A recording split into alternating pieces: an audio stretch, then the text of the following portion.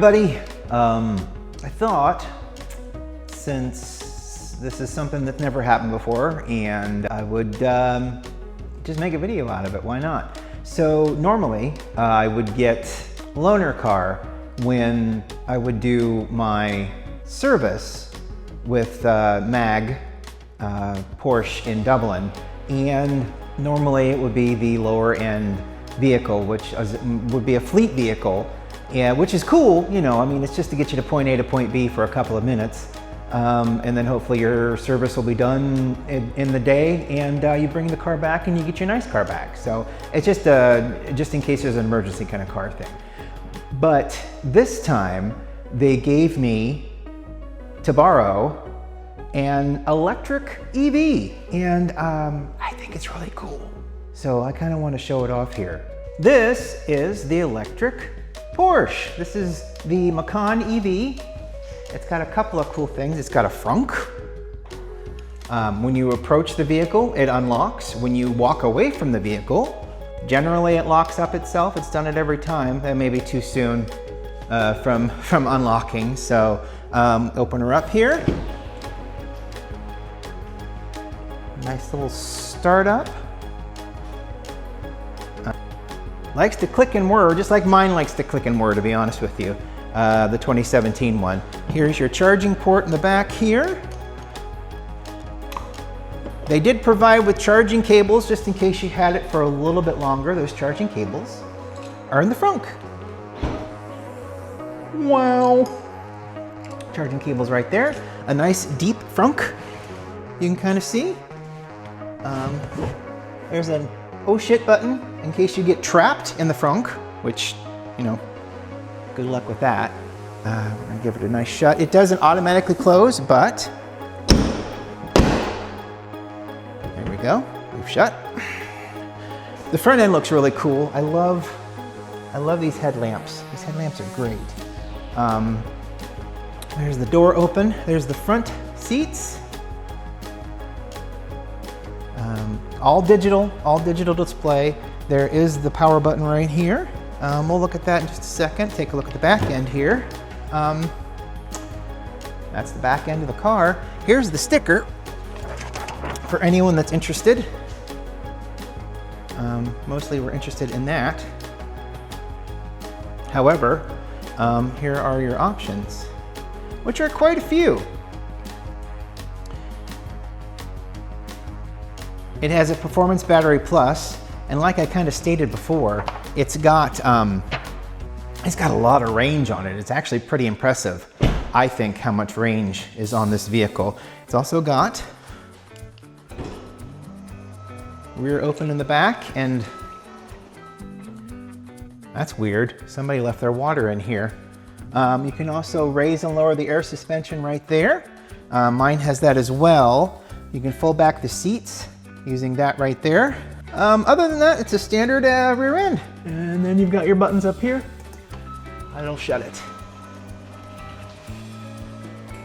It is white. I don't know about the black door handles. These are aero wheels. They've got some depth to them, but basically they're just for aerodynamics. I love the Porsche crest in the center of the tire there. Macan 4. Here's the door. But then when I sit in it and hit the start button, put foot on the brake, start button. Bam. I think it's telling me that my seatbelt's not on. Yep. Nice big infotainment screen. All of your climate stuff is down here, which I also enjoy. In here, you've got a charger, and that's where your cell phone basically sits. It is wireless. It's got some beautiful ambient lighting that I think you can change. There's quite a few different settings here. Continuous guest, stay offline, and then here's the infotainment screen. Quite a few things. Here's the car screen. You've got drive modes, Sport, Sport Plus. We'll lower your chassis. normal. Also engages the electric sports sound, which is actually kind of fun. And then there's an off-road mode, and you can kind of see the ambient light changes too, to reflect the different things. Oh, and everything's moving around, which is hilarious. You still got your clock up there, except now it's fully digital with seconds. That helps with your sport chrono stuff. There's also some stuff here. I think I have to shut the door. Ooh. It has driver comfort seats, which means when you get in, sit down and close the door, the seat moves into your position. When you want to exit the vehicle, you open the door, and then your seat moves back a hair so you can get out a lot easier. Also, these doors pop themselves open a little bit to help you get out. So that's pretty cool. So there's a lot of different things in the infotainment here. There's your sport chrono stuff. I don't know what the hell that is. Well, actually, that's just displaying what's on your Apple CarPlay. There's your stuff there, voltage, whatnot. And then there's your guidance for stuff. And you know, it shows you the speed limit for where you particularly are. Then you've got your speed, and then how much power you're using, and then how much power when you're coming back on the left side of the gauge there. We'll show you how much power coming back when you hit the brakes. It's just really cool. There's a sports sound. There's a spoiler in the back. Oh, that drops your trunk, and then that lifts your trunk. Okay, they used to have that. Okay, so they do have that over here. There's your frunk opener right here, and then there's your trunk opener and closer right there. That's pretty cool. And like I said, there's the start and stop button. Le Mans start, if you will. It's on this side of the car instead of being like down here or there. Your shifter is right up there. A little weird to get used to. There's your windshield wiper stock, drive modes. There's your lights for turn signals and headlights. There's auto. It's on auto right now. It's trying to focus. It's not doing a very good job because of the darkness. And then right there is the cruise control. So basic steering wheel. The seats are very comfortable, as they always are. Trying to think if there's anything else in here. So we have Apple CarPlay wireless, different themes you can fiddle with if you want to mess with the color interior and whatnot. Pair with ambient lighting. Oh, right. So you can change oh, wow, it changes in here too. Look at that. So I can change the colors depending on what you really want. If you want darkness or you want blue. And then you can pair it with the ambient lighting. So you can go red. There's the ambient lighting going red. Kind of greenish, bluish. So, or don't. I kind of like that one. Okay. So yeah, so there's a lot of different, there's settings. Here's your climate, there's home link. Settings wise, I probably won't bother going through too much of this. There's apps, storage, talking about storage information, stuff like that. Climate control stuff in here. I mean, there's some basic stuff, where it's heading and whatnot. There's also heated seats and vented seats, which don't come on unless I think you're moving, so it's fine. Owner's manual, Cirrus, breakdown call. There is stuff up here as well, because there's a giant sunroof up there. So, I think there it goes, or something. Oh, I'm closing the sunroof. So it does have a giant, mine also has that as well. So you can open that back up. And then this one here, so that's the sunshade, and then this is your opening the roof up. So rear mirror, mirrors over there. Mirrors got blind spot, the 3 dots right there, blind spot sensors, which is really cool. And that's kind of And it's kind of your interior. You got to push P to park. So I suppose we can go get my medication and then see what happens. All right, let's put it in drive. Here we go. It does have creep on, which is kind of cool. It just feels so much heavier to drive, which is really interesting.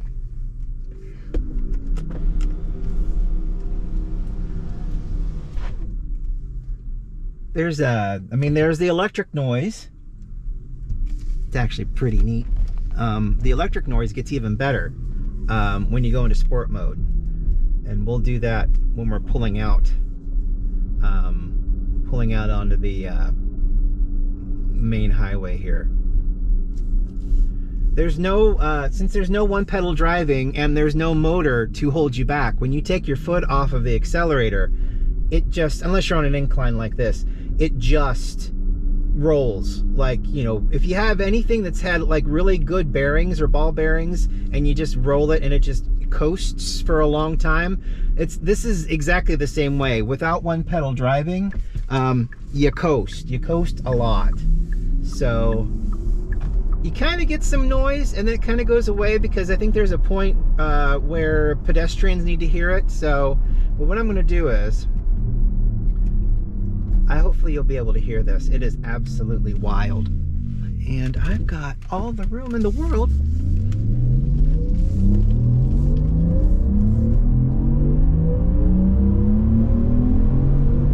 Whew. Oh my gosh. Absolutely wild. The acceleration, it is insane. And that noise, and I don't know if you can see or not, but when I hit the brake, it kind of goes green for a little bit. And that's where your regen is. So when you hit the brake, it does more of an engine kind of regen. But then if you hit the brake even harder, that's when the real brakes kind of kick in. And honestly, it helps. One pedal driving really helps save your brakes. Your brakes last a lot longer, I think, you know, when you use the engine, the motor friction to slow it down. But like I've had my foot off of the gas pedal that entire length of time, and it did not slow down enough, you know, at all. You know, it was really kind of crazy. But yeah, so I hit my gas pedal, or the brake pedal. It's got a certain amount of regen before the real brakes kick in. So, and then when you're sitting still, the brakes come in and hold you in place. So there's no parking brake. The parking button is what sets the parking brake. There's no physical parking brake to touch. And this is just in normal mode. And oh my God, it pushes you in the back of your seat. It's just so much fun. I'm already up to 6 miles an hour and I shouldn't be. So we'll just, we'll brake, because cops love to sit out here. And my speedo is off by like 1.6 or 7 miles. I've had it for a long enough time to where I understand. And you know, putting on the winter tires changes it as well a little bit, but normally with my summer tires and wheels, it's off by like 1.5 miles per hour too low. So if I want to go 55, I have to read like 57 on the speedo. And on this, I'm sure it is accurate because it is digital. So, you know, you're kind of you gotta pay attention with this. So, and you know, it's and then my you probably can't see it either, but the lane keep assist is on. So every time I'm getting close to the white line over here, it gets angry at me. So but yeah, I could just coast. I could probably coast for a couple miles and maybe only lose a couple miles per hour. We're gonna go to the drugstore and I'm gonna get a medication. So we'll be right back. All right, I got my thing. I don't even know if this is gonna be usable, but I'll try to make something out of it. Yep, so we just flip her all the way up to reverse. Boom. We got our backup camera. Our mirror over there drops down so I can kind of see the curb if I need to. I'm gonna watch and see. Is there a noise?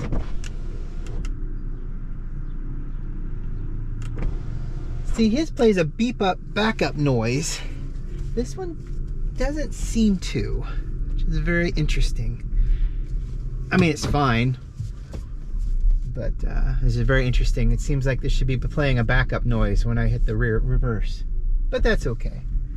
All right, so they called, or they sent me a text message with a video of everything. Brakes are going to need to be done fairly soon, probably with the next couple of months. Oh, the seat belt's really weird. The seat belt loves to hug you. It's done it a couple times. It's told me how we protected you from a collision, and I'm like, no, I protected me from a collision, but thank you. And the seat belt is definitely a hugger, so, which I appreciate. But Matt's seat belts in his Polestar 2 will also brace you for a collision, but these ones are definitely more active with your with everything. So all in all, I think this is a really fun and wonderful car. I really enjoy it. I love the fact that I got in it and the mileage was so high that it surprised the hell out of me. I'm like, wow, that's a lot of mileage for an EV. But as I talked about this morning a little bit, the tests that I've watched them do on this EV platform have all shown that the battery, expected battery stuff is very in line with what Porsche is quoting. So a lot of these companies overstate their stuff, and the EV ranges tend to be set in perfect, pristine driving conditions. And in this case, it seems that this is very real world attainable. I especially love the sport mode and the Sport Plus mode. The noises it makes are absolutely, and you can set those noises in here as well. So this is the sport sound. You can turn that on, and it does have a deployable spoiler. You can kind of see that right there. But yeah, it's just a lot of fun. EVs are going to be really, I mean, EVs are already really cool. I mean, the Taycan has always been something that I've always wanted to have. The Taycan Sport Turismo, which is the wagon. The Porsche salespeople don't like people calling it a wagon, but it's a wagon. So yeah, so it's very desirable. I love the sportback design of it. That noise is fantastic. I don't know when the spoiler deploys. It must be or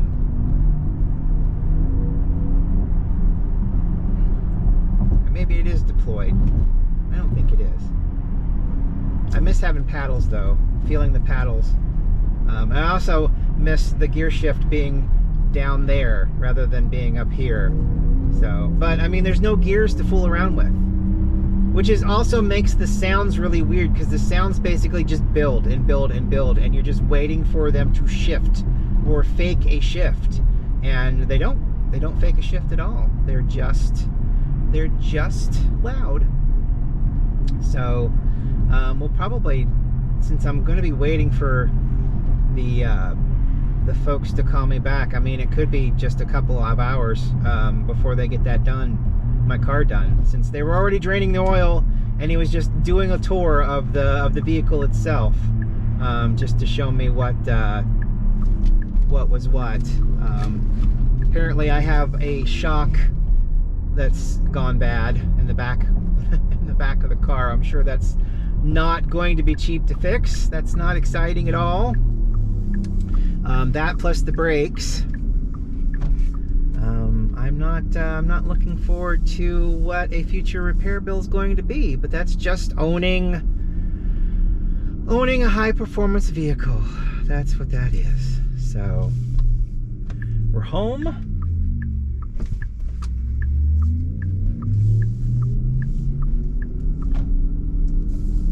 thing must be noisy at low speeds on the outside. Everybody's looking at me.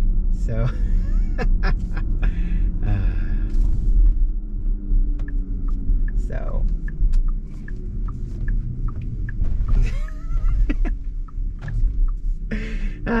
hey Siri, open the garage door. And opening the garage door is just as easy as that. So, thanks for watching, everybody. Hope you got something out of it. Hard to say, really. I do wish it had a surround camera, but these things, with their options, you know, the options are really funny. I do like the camera. The camera is a lot nicer than the one on my current car. So, I'm probably not going to be home when he gets back. So I was actually going to wash this thing. I must have to double click to get it back, to get it into gear. But push straight up to.